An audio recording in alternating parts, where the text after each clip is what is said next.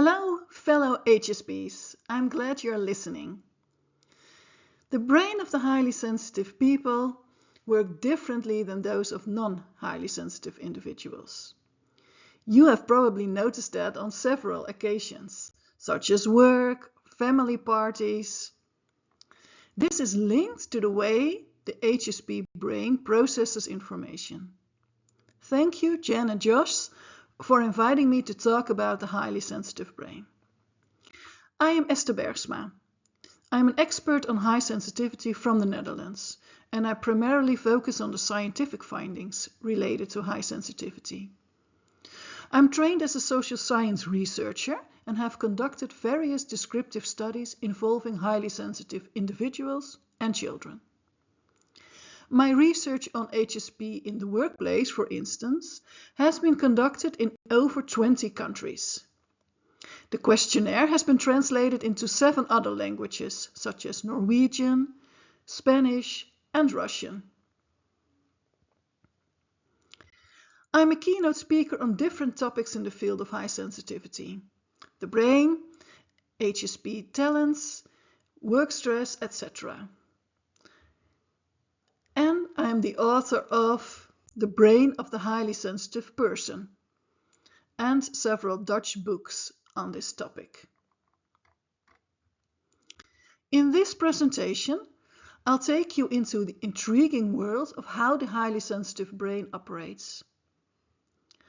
Understanding your daily experiences becomes much clearer when you understand what is happening in your brain.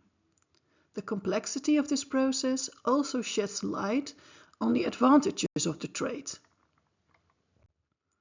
In short, highly sensitive people have a heightened sensitivity to both internal and external stimuli, and a profound processing of that information, leading to a more intense experience of the situation. I'll explain exactly how this works in the brain, but first let me tell you about the researches that have been published. Of course, Elaine Aron was the first. In 1997, she published the first scientific article on high sensitivity, referred to as sensory processing sensitivity. I have met her in 2018 in California, and she has written a foreword for one of my books. Since her first article, numerous studies, including brain studies, have been carried out. The first brain study was with functional MRI. For example, Bianca Acevedo and Georgia Jagilovic have conducted these studies. They reveal that different brain regions are activated during tasks for HSPs, and that the HSP brain shows more connections between various brain areas.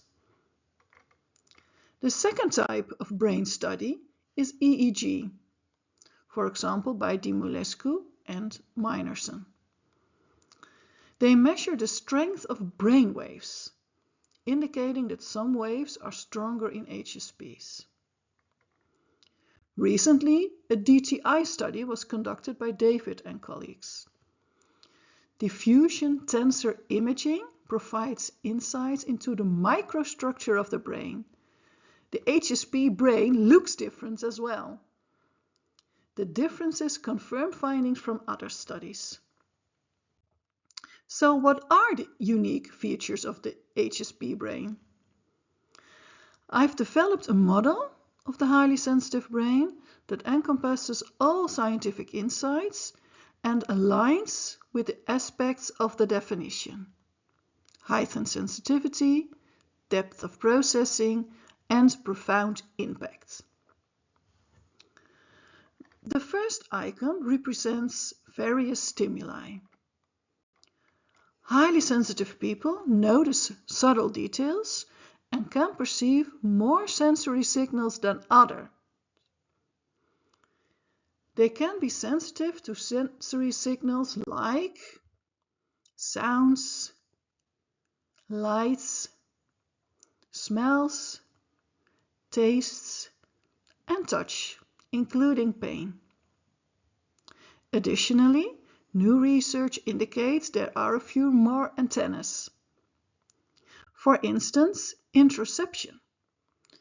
Interoception is the sense that receives information from the body, such as hunger, thirst, digestive issues, or a faster heartbeat. HSPs can detect this information more accurate, and this helps you to take adequate care for your body, if you listen to it. HSPs tend to ignore these signals, but they can do really well when they listen to it. HSPs also receive emotions from others more intensely. We refer to this as emoception. You feel what others feel. It's like having a neural Wi-Fi, a connection between your brain and the other. Studies show that so-called mirror neurons are responsible for this phenomenon. These neurons respond to both physical and emotional actions of others. A well-known example is yawning. When your mirror neurons are more strongly activated, you just have to yawn as well. This mirror neuron network has been found to be more active in HSPs. This ability leads to a greater degree of empathy, allowing HSPs not only to perceive others' emotions, but sometimes even to absorb them. You might feel sorrow just because someone in the room is feeling sad. There are some studies, not very much yet, that show that HSPs perceive more subtly or more accurate through their senses. In fact, we can identify 10 senses in total. However, discussing all of them in detail today would be quite extensive. Just know there's also proprioception, sense of balance, and spiritual sense. And new research from Japan shows that HSPs are more sensitive to all these sensory stimuli. You probably recognize this.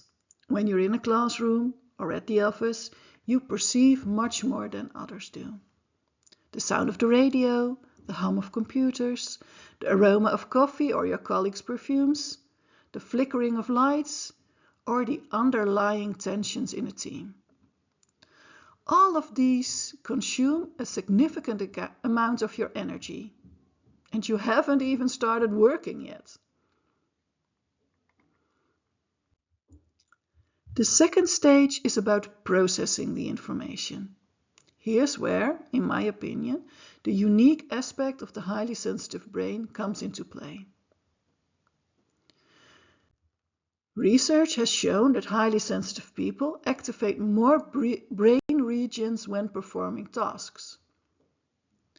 Of course, the brain is infinitely complex, and the processing doesn't happen as linearly as this description implies.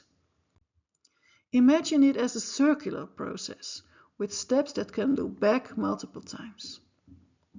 However, for the sake of explanation, I'll present these steps separately to clarify what's happening. The first sub-process is the bigger picture. HSPs connect incoming information with existing knowledge and experiences to form a coherent image.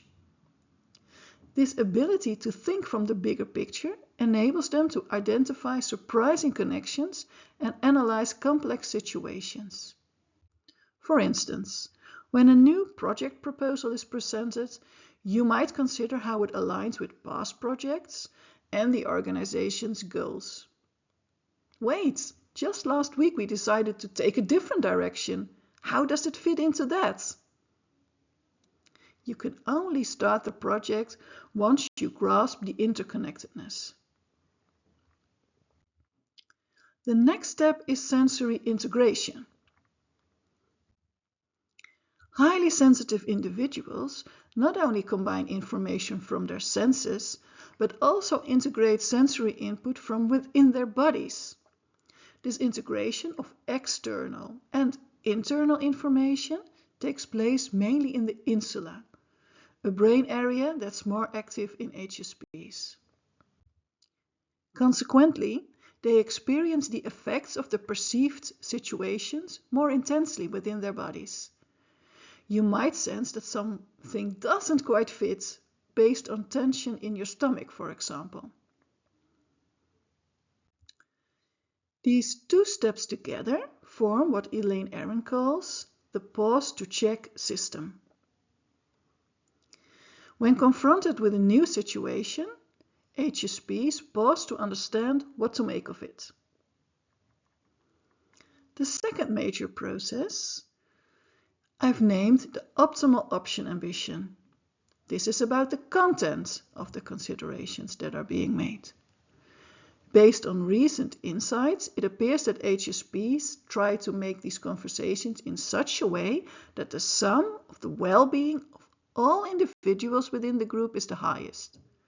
So the sum of the well-being of all individuals within the group is the highest. You want the best for everyone that's close to you. This major process consists of 3 sub-processes. The first of which is analysis of risks and opportunities. Incoming information triggers a cascade of associations that allow HSPs to quickly identify risks and opportunities. When discussing new projects, they can often anticipate potential consequences. This ability to see a broad range of possibilities can be both a blessing and a curse. Colleagues might feel that you're overthinking and should simply start the project. However, you want to consider all possible outcomes. Wait a minute. If we implement this method for this project plan, we'll deplete the budget in no time and we'll have to halt the project prematurely. We should better choose another method. The next step is social context. One striking trait of the highly sensitive individuals is their ability to perceive the dynamics between the people around them. They can understand and assess the expectations, emotions, and needs of others. This skill empowers them to positively influence harmony and cooperation within a team or group of friends. During their deliberations, the interests of the group play a significant role. HSPs strive to find the optimal option for the entire group. Their brain is just wired that way. This ambition can lead them to sometimes overlook their own desires. It's also why they may feel often disappointed in friendships. Others might not consider their friends' interest as they do. The final step in processing information is coming to a solution. HSPs prove to be very creative in that. HSPs have the ability to think beyond conventional approaches and generate creative solutions. This creative thinking enables them to explore alternative perspectives and develop innovative approaches to complex problems. Unfortunately, this talent is often suppressed early in life and requires many HSPs to rediscover. When we look at all the stages of depth of processing, the key difference between HSPs and non-HSPs lies not so much in the precise brain regions that are activated, although there are major differences, but mainly in the amount of simultaneous brain activity. Numerous distinctive areas are active and working together. We can conclude there's more connectivity between different areas in the HSP brain. This is evident if we look at the brain networks, particularly the salience network, which is vigilant about particularities in the environment. This network is often more activated in HSPs. The second important brain network in this is the default mode network, which engages in daydreaming and wandering. This is more active in HSPs as well. And also when they're resting. Their DNM is just more busy than by non-HSPs. When comparing the networks between HSPs and non-HSPs, the HSP brain shows more connection between networks as well. And this explains why HSPs frequently switch between internally and externally directed attention. And they can easily incorporate past experiences into the present situation. In brief, HSPs appear to utilize the entire toolbox of brain areas during information processing. They draw from various sources to create a rich and layered understanding of the situation. In contrast, non-HSPs often start with the tool they already have available, so to speak. Highly sensitive people use all the brain areas all the time. Now, you likely also understand why I consider depth of processing a crucial aspect of high sensitivity. This way of analyzing each situation makes the real difference. The third step is impact. Highly sensitive individuals require more time to respond. Why is that? It's because their brain detects numerous stimuli and processes them deeply. This takes time and energy. Their response takes some time. This might even involve not visible reactions. The impact of the situation is much more profound. You experience stronger emotions. You might be completely upset while others not even notice there's something the matter. But this goes for positive emotions as well. You can enjoy little things. A talent that can give you fresh new energy. Another type of impact is that you'll experience more stress in the same situations. Stress just means that your body is preparing for a task, so nothing wrong with that. But when the stress stays high for a long time, it might lead to various physical and mental diseases. So, while your analysis is more thorough, and some studies suggest better performance, it does come at a cost.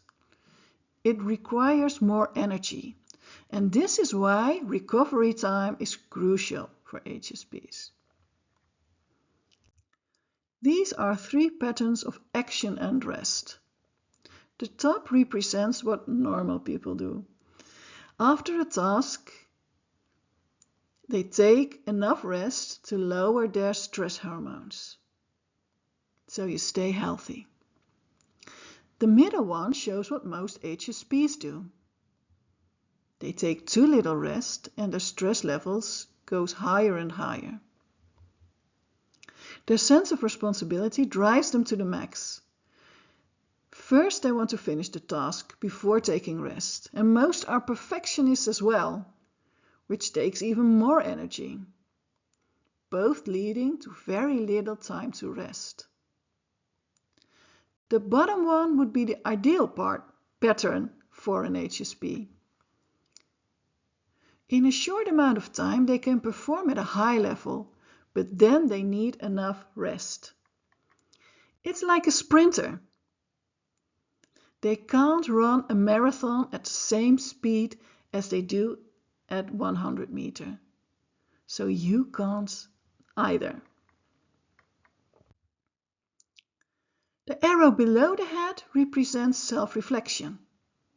Actually, it all begins anew when you think you're done.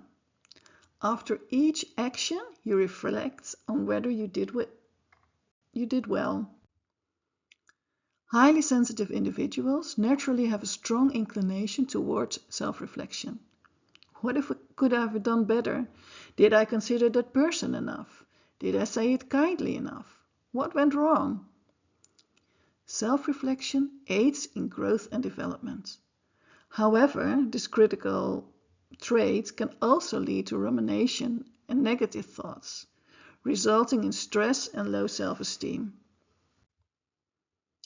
I've talked to many highly sensitive men and women, and many of them confide in me that they're struggling with their traits. However, when you look at the functioning of the highly sensitive brain, you also notice that it generates many advantages as well. So I show them that you can look at your challenges from a different perspective. They are also your talents. For example, see being indecisive as making well-considered decisions, or feeling overwhelmed by emotions of others as having strong empathy.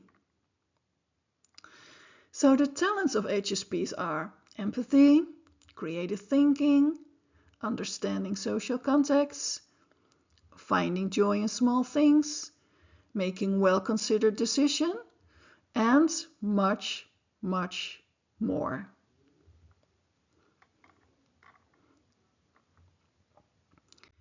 Conclusion. In this journey through the highly sensitive brain, we've learned that HSPs perceive and process information in a unique manner, with intense engagement. And while we haven't unraveled everything yet, the recent insights help us to understand ourselves better. By grasping our distinctive attributes, we can enable ourselves to flourish. Let's remain open to the ongoing discoveries in this fascinating field and support each other on this beautiful path of awareness. If you're interested in learning more, grab a copy of my book, available on Amazon, or visit my website. There are some English blogs on it as well. And of course, feel free to email me if you'd like to share your thoughts. Thank you for your attention today, and I wish you a happy, highly sensitive day.